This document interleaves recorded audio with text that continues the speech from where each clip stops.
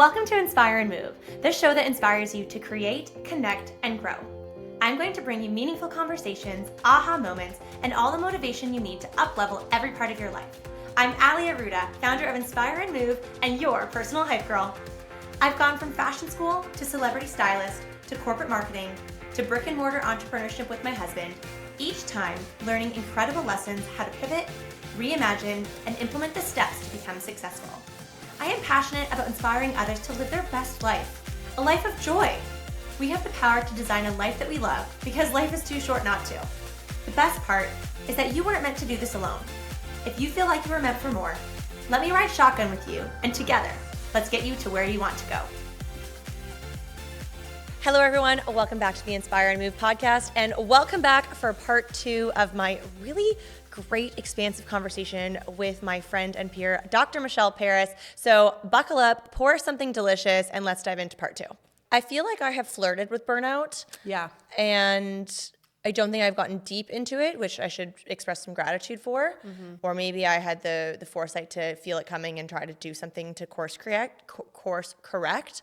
But I would love to understand what that experience was like for you. Yeah, it was terrible. How you identified it and how Everything came crashing down all at once. That's how it felt. Okay. And it was 2020, and I actually was 30 pounds heavier than I am today, and I was this size my whole life. I worked around the clock. I mean, COVID was weird for every business owner, right? But and everyone. But it was a rude awakening. I really felt like my practice was out of control and I didn't know how to fix it. Like, it was so busy. I am not proud, but at that point, and this is why I had to break up with smoothies for a while, was smoothies were starting to be correlated with my burnout habits. And so I actually got rid of all of my lunch breaks and all of my breaks, and I would just drink smoothies so I could see more patients and not even give myself like a pee break or like any sort of, and I used to go from clinic from like 10 in the morning until like 6 at night, and then I would run wild collectives. And I remember my associate now, Dr. Diana Castleman, she shadowed me, and it looked like her eyes were gonna bulge out of her face. Like, she was like, is this what naturopathic life is like? Because I don't want this, you know? And I just had been doing it for so long, and I think I was trying to prove myself to people. To who? I know. Others? Parents, like whatever. Isn't that an interesting topic? Yeah. About, which could honestly be a topic for another time, about the, people pleasing mentality and like good girl conditioning. Yeah, what you're trying to prove, who you're trying to prove it to. We actually had this conversation with one of our trainers about how that, can really make you feel, and you think back like, oh yeah, these people that follow me on Instagram from high school that I don't talk to anymore. Like, why? But it's so interesting, and I think that honestly could be a different conversation. 100%. Like, so you were trying to prove to yourself or others. I was successful, stemming from a place of feeling unworthy. Yeah. Right. So hopefully no one figures out I'm a fraud and I'm unworthy. So I'll just keep working. Yeah. And then maybe no one will notice, And so like, I'm not proud of this next story, but it's true. I actually went profoundly deaf in my right ear, and I didn't take so much as a half a day off just to get assessed and be diagnosed, because I didn't know where I would put patients. So I totally sacrificed my own health and compromised hearing. And the thing that always makes me emotional is like, if my kids try and whisper in my ear, I have no idea what they're saying. And yet I couldn't even cancel a day to go do some barometric pressure healing or whatever was, So I think, I talk about this very differently with women now because of the gravity of that. And if I were to really a lot of women who join the Wild Collective will say, everything is going great. I've achieved so much. I have the things, I've done the things. I feel numb. I feel like there's something missing. And I think one of the pieces I wanted to at least bring to this conversation is like the importance of play and pleasure. Like, to not lose sight of why we're doing all of this. How many people achieve the thing, never even celebrate, but get there and they're like, they feel like broken, or they've lost partnerships and family members and friends, and they've isolated on this pursuit for what, Yeah. And I see this a lot in my practice with patients where they work themselves to the core and they sacrificed their health. And now they're at retirement, and now they're ready to reclaim their health, and then, travel the world or do whatever, only to be met with like a catastrophic diagnosis, right? Like that story's all too common. And I think this is all too normalized in North American society, is like, we really respect the hustle, and we have zero respect or admiration for the slowdown, the stillness, the restoration piece, right? And you might feel it, but I do too. Like parts of that feel super lazy to me, and it's very confronting. And I would say it's taken a few years to heal from, and I think that's the real honesty of it. And I think probably because your self-care is dialed in, that's probably how you've been able to pull back. And I do now hear the whispers. I used to just ignore the whispers, hence going to literally. You hear the whispers, and you start, like this week I overfilled myself, and I had this like sensation in my body yesterday. I was like, yep. So what's this what does it feel like? It feels like a flooding. It feels like there's too much going on, and I'm way overstimulated. It's like I don't know, champagne bottle, like, pew, like it just is like, but less cute. But like less cute. It's like not the fun version of popping champagne. Yeah. Okay. But it's like this, it feels like this weird body buzz that you would need a cold plunge to come down from. Interesting. Do you get what I'm saying? Yeah. Like, it's a flooding. It's like there's too much going on, and I need to unplug myself. I am intense. I can push through. I've proven that to myself. I've broken bones. I can push through a lot of physical pain and discomfort to get something done.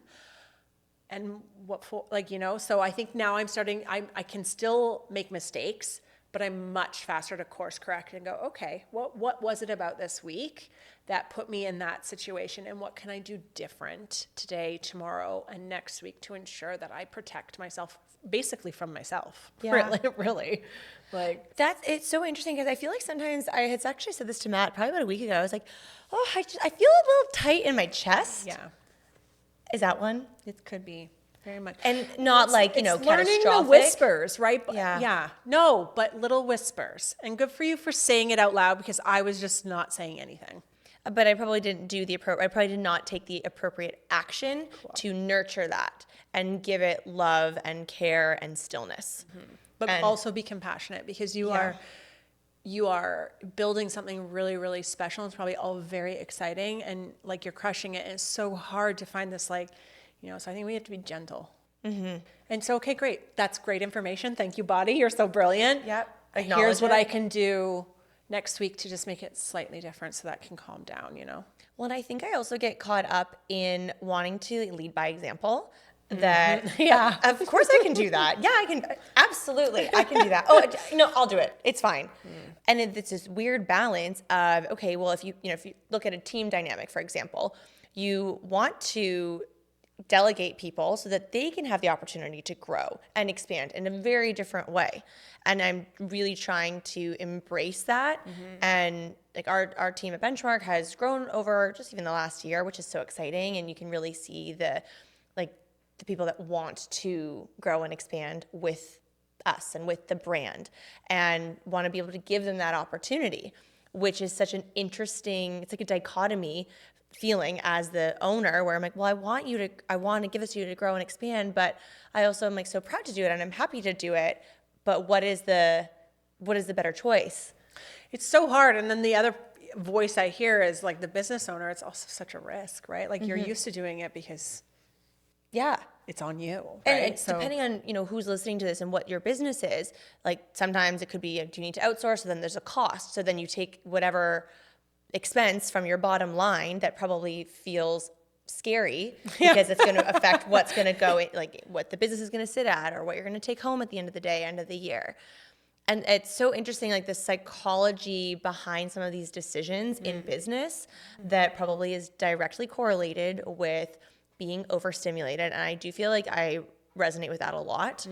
Again, probably going back to being a high energy person. And people probably even subconsciously, you feeling the pressure of doing that for people. Like Allie's always been that person, so you better bring it, right? Like sometimes it's self-imposed of like, I don't want to let anyone down. I'm Allie. Like people expect that of me, right? So how do I fix that? I know. How do we do this before burnout? Okay, let's talk about one more thing I think could be vitally important for someone like yourself. And I asked if you'd had anyone on your podcast for this yet. So, there is this idea of cyclical wisdom for women and understanding that we are not mini men, that men actually work well on our circadian rhythm. So their testosterone and cortisol spikes in the morning and it slowly declines throughout the day. Our whole workforce is basically designed to honor that schedule.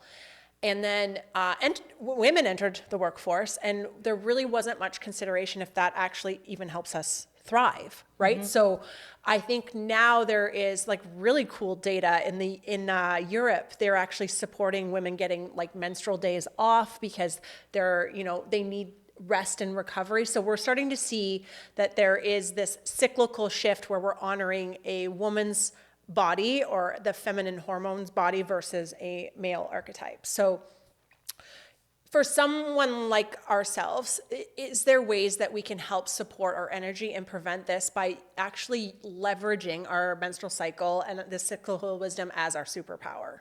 And so some things that we consider is that there's 4 phases of the menstrual cycle: the actual menstrual bleeding time, the follicular phase, the ovulatory phase, and the luteal phase.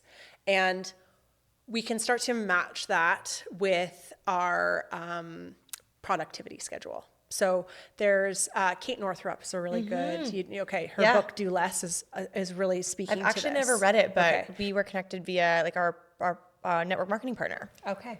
In the supplement world. She's awesome. And that this cyclical wisdom, I think she's done a good job of helping to take what we know about the health and the female physiology and our hormonal balance and optimization with the workplace. So this is how I try and structure most things, and this has really, really helped. But what this also does is very unique to the fact that we actually need rest. Men actually can get up and perform at the same level every single day. That's how their hormones are designed.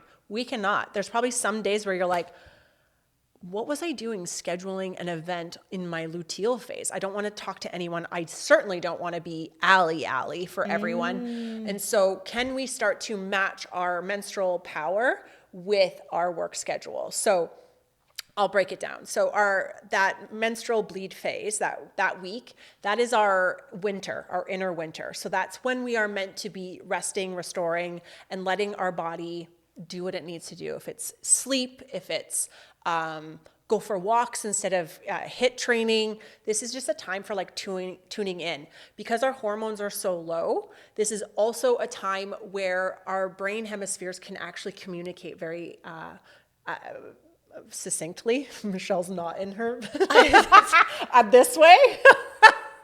It's a hand gesture. So you can really start to integrate information. So other ways, even with communication. So say if you've got struggle with someone you're working with and you have to have a hard conversation, you actually, hopefully this is all cool to say on your podcast, but you could bleed on it. And what we mean on that is this is your intuitive inner winter. You're going to have your best ideas and you're going to be able to solve problems because your hormones aren't all up.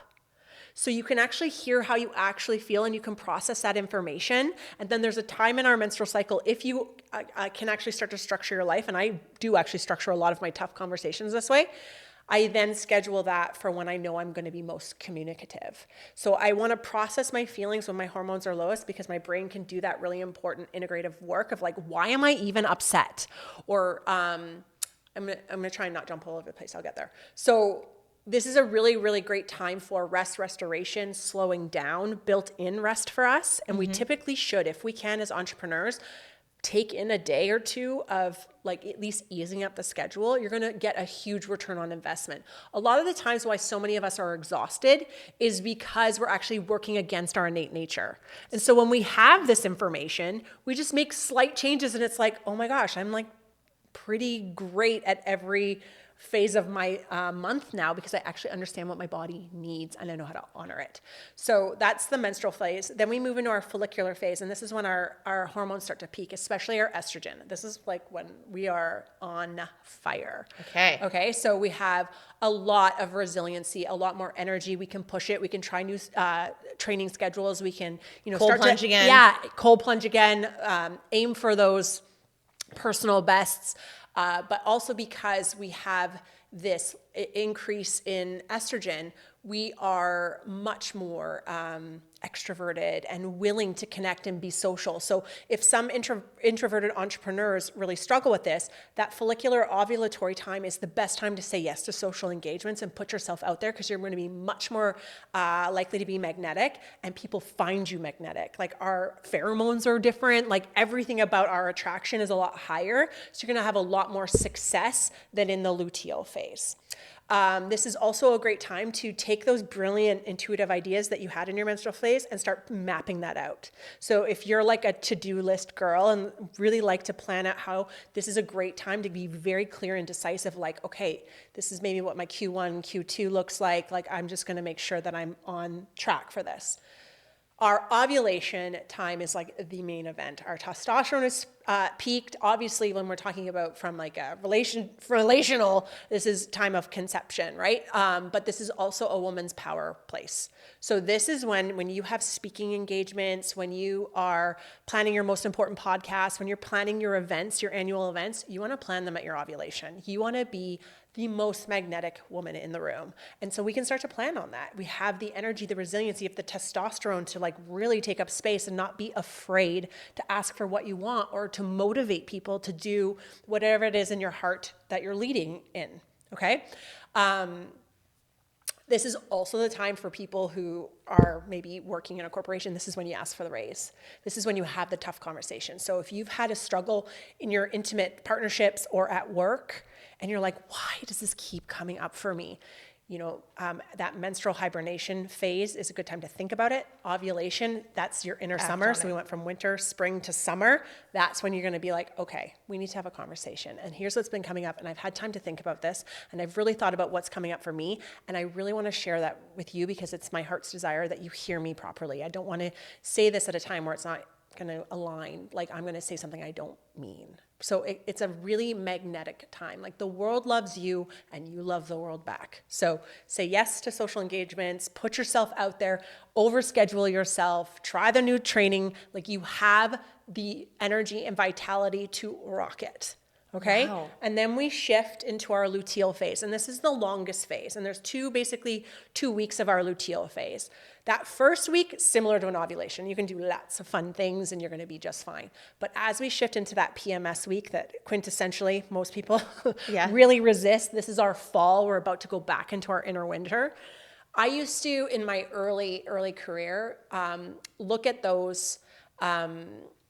that time and that PMS, and I'd be like, all PMS is bad. We want to do everything, throw supplements, and all these things, like make sure this woman has no PMS. Except for if you start to notice yourself, especially at this time where your hormones your progesterone is peaking, and because conception doesn't happen, in that second week, so that day 21 is when your progesterone peaks. So you can still have a lot of energy until then, but that last week is all your hormones start to decline.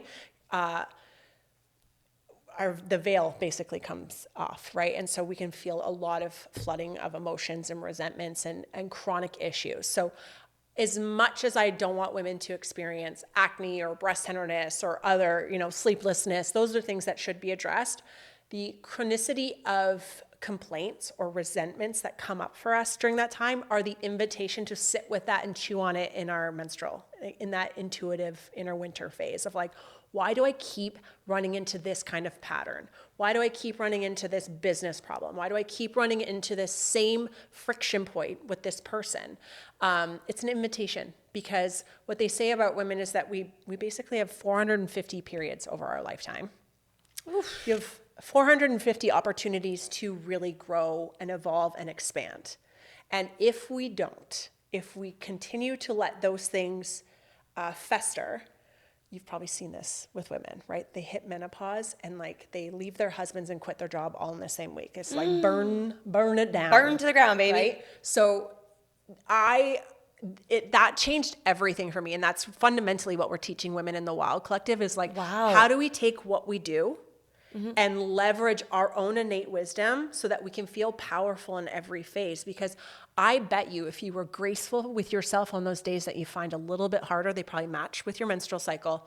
And if you just gave yourself permission to sleep in those days, or just take that training day off and have someone cover for you, you'd feel like a different person. And by the time ovulation hit, you'd be like, all right, Allie's back. Like, what do you need? How do I do this? A color-coded calendar. I'm also so visual. So I think Kate Northrup has like literally a perfect. Yeah. Because like something that's color-coded and visual, but it's something that I know I hear it a lot in terms of training and cycle syncing with how you structure your workouts.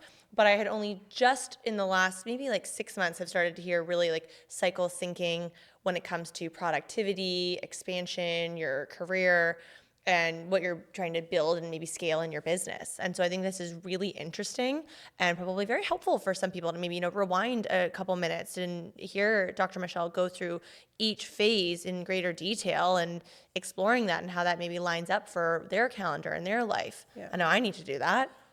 We can't obviously make everyone move around for our cycle. Yeah. Although I try.